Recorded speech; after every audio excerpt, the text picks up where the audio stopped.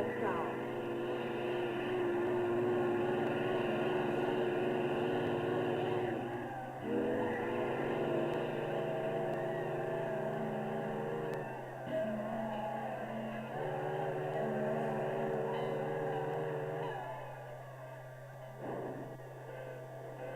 Tug number 3, stand by to starboard. Well, there she goes. Old 506. Gives you a funny feeling, this business of launching. You feel sort of, you know, same time mighty proud. Something like that. Hard to say. Guess you and I feel we've got a little stake in her. She's no longer a number or just a hull. She's a ship. And now they're towing her over to the outfitting dock. They'll rig her to be our greatest flat top. I remember the day they laid her keel. Doesn't seem too long ago either. You look back.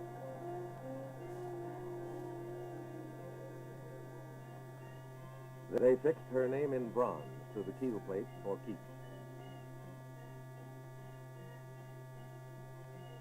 She grew up almost without our knowing it. There was the inner bottom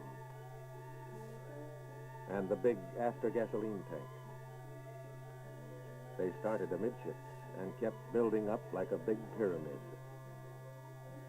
adding structures fore and aft from the midsection, adding one deck level above the next, 11 decks in all, up to the flight deck.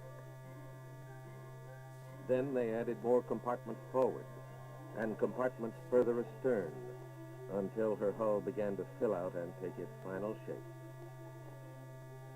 That job took thousands of men, more nearly 5,000 workers on the ship itself from 40 different trades to meet her production schedule.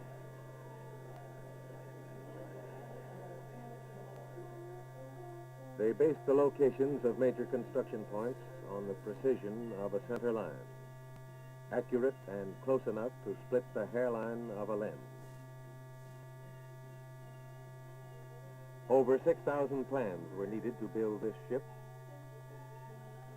Plans that told the shipwrights, welders, anglesmiths, the pipe fitters, coppersmiths, machinists, and electricians exactly what to do and where. For the ship's great hull, the blueprint's message was first translated to wood. In the mold loft, fitters laid out full-scale patterns and templates on wooden frames, marked the centering points and zone numbers for later locations. These became the controlling shapes for steel, the plates, the bulkheads, and the skin, which rounded out the final shape of the hull. From drawings to wood to steel, and then in the ship sheds of the yard, a giant torch cut the pattern shape. While over in the rolling shed, monster bending rolls shaped up the plates that had to fit the slowly growing curves.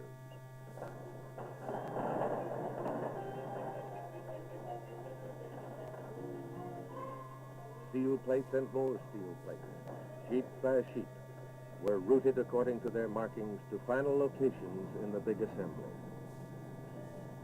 Then, on the skids away from the hull, the sub-assemblies grew.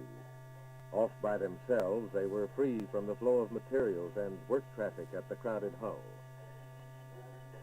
Whole sections of the ship, the bow assembly, the elevator platforms, the gun sponsons were assembled separately so that fitters and welders could work more easily. Each unit was erected on schedule as it was needed in the larger scheme of things.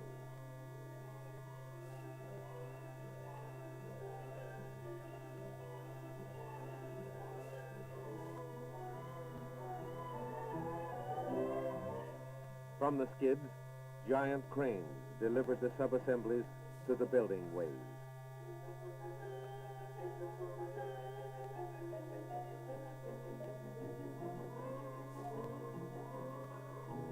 Here, with the deftness of handling a building block, the huge steel sections were eased into position for final welding.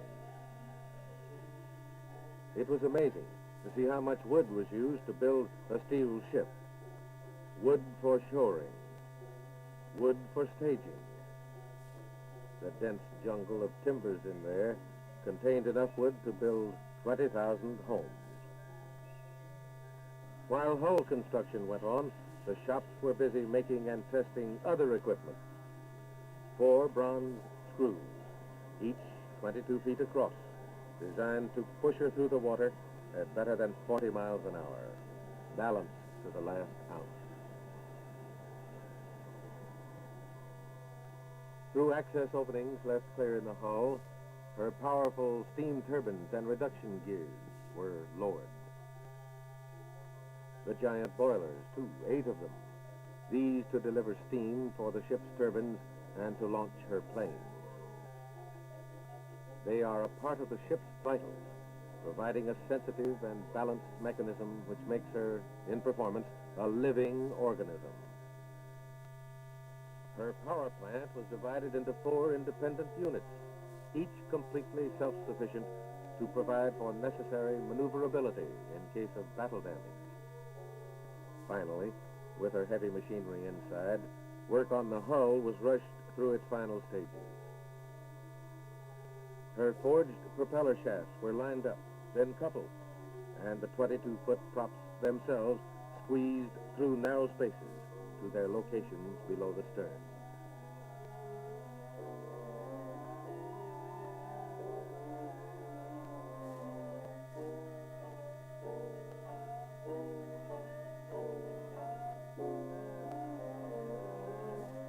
The massive screws now in place, the hull was completely sealed and painted.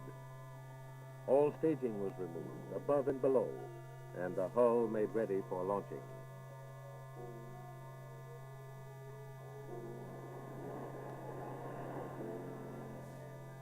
At the christening, Admiral Harp delivered the invocation.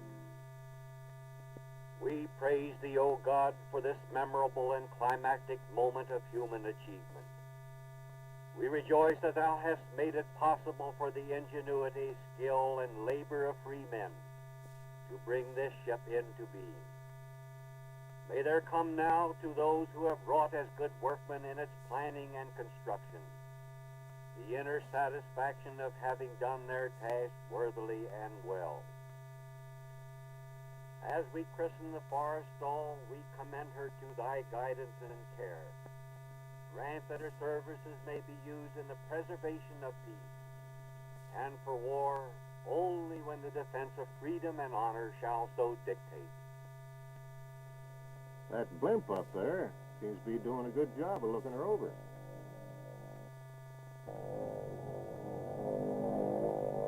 Boy, look at that flight deck. Yeah, she's plenty big. What was it? 1,036 feet long, and the deck is 252 feet wide. The morning papers said she was big enough to put the Queen Mary and the United States side by side on the flight deck and still have room to spare. Hey, see that? They've streamlined the angled deck right into a symmetrical flight deck design. It slants off about 10 degrees to port. One of the shipyard engineers told me that flight deck is not only armor steel full length, but she's got terrific stiffening topside for the hull. That's right. No elevators down the center line. They're all on the deck edges. That's good protection for the hangar deck, too. She's got 2 catapults forward and 2 on the angles, port side. They'll be steamed, too.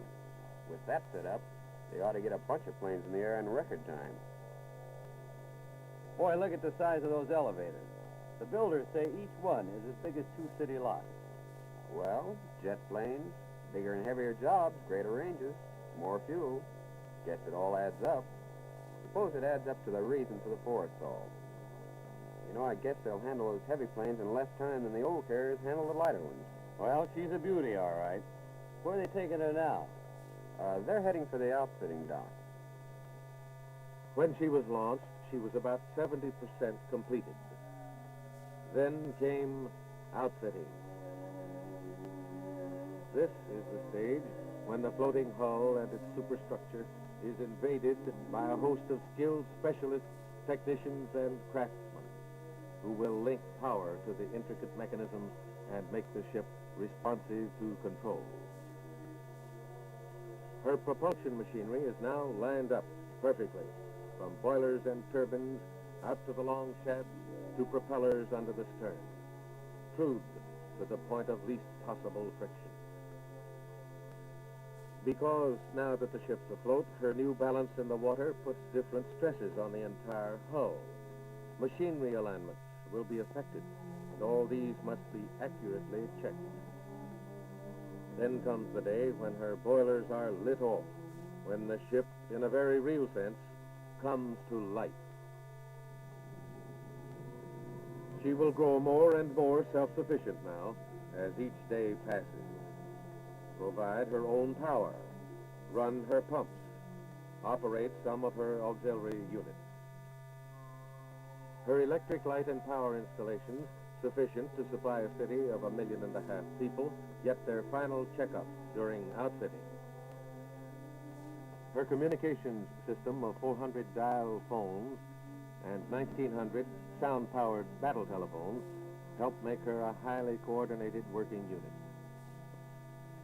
She will be fitted with plumbing and water storage sufficient to care for living spaces, galleys, and laundries for over 3,000 men, not to mention the shops, photo labs, and air conditioning units in remote places. There are no portholes on this ship. She can be sealed for protection against lethal exterior air or gases. So there's enough air conditioning installed to serve 2 Empire State Buildings, 3,500 tons of it. What the Navy calls ship habitability has developed some new departures in outfitting living spaces. All berthing spaces for the entire crew are air-conditioned. Each compartment is accommodated with a recreation area with tables and chairs for writing letters or reading. Over 1,000 of her crew will sleep in the new modular Pullman-type bunks on foam rubber mattresses and have individual ventilation and fluorescent lighting. Deep down in the vitals of the big ship, the boys who check the Forrestal's gauges and control her engines will be working in glass-enclosed, air-conditioned cubicles. Up above, on the big hangar deck, big enough to enclose 2 1/2 football fields, will be nested her brood of 100 planes, interceptors, fighters, and patrol craft. Elevator platforms, too, and their lifting machinery are now installed and adjusted, all 4 of them ready to shuttle planes topside at a hitherto unbelievable rate. 5 deck levels above the flight deck, the island structure has been fitted out inside with noise-resisting materials to assure protection from shrieks and whines of revving jets. For this is the operations tower and nerve center of the ship, yes, of the task force which she will command. Spiked by radar detection gear, the island, with its advantages of height for the control of aircraft, is an operational necessity. Far into the night, outfitting proceeds and checks are made on each last detailed installation. Finally, the engineers and shipbuilding supervisors give the word that she's ready for her sea trials.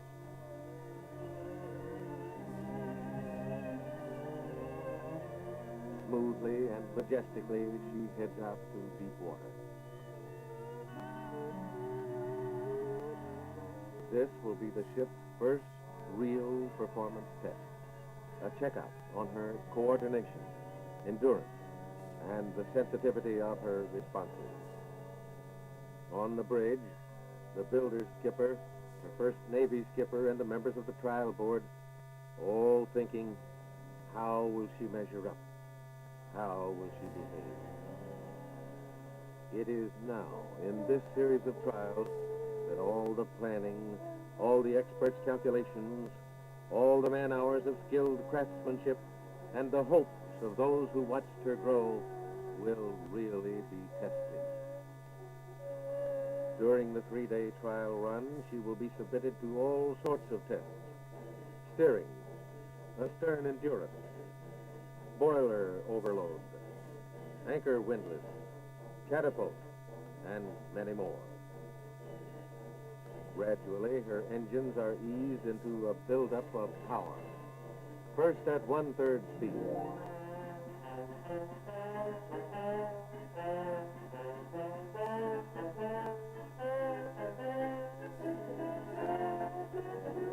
Then at 2/3.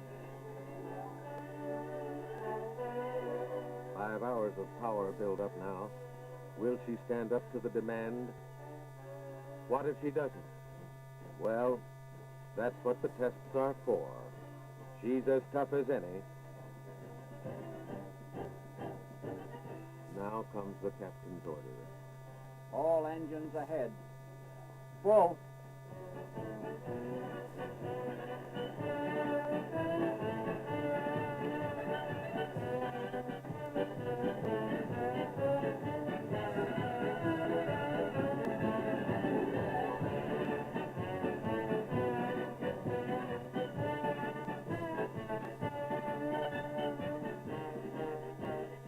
There she is, 59,000 tons of steel, plowing through at better than 40 miles per hour.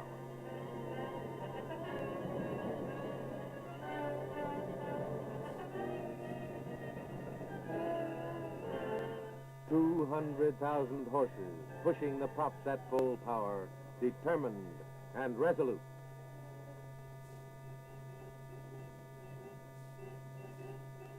Deep inside, 30 feet below her waterline, the fellows in the machinery spaces can't see the ship surge against the oncoming sea. But they know better than anyone how fast she's going. Their gauges show how smoothly she stepped ahead when they gave her full throttle. And topside, a feeling of confidence and assurance has replaced concern.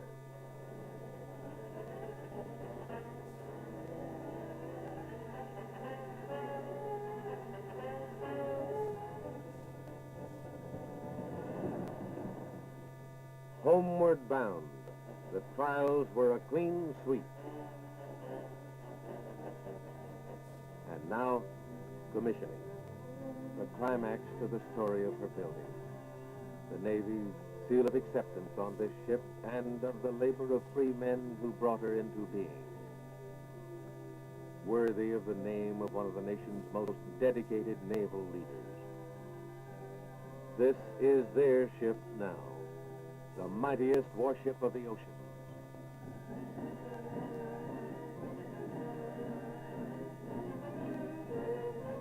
She belongs to all the people, the free people, and she will defend them in time of trouble.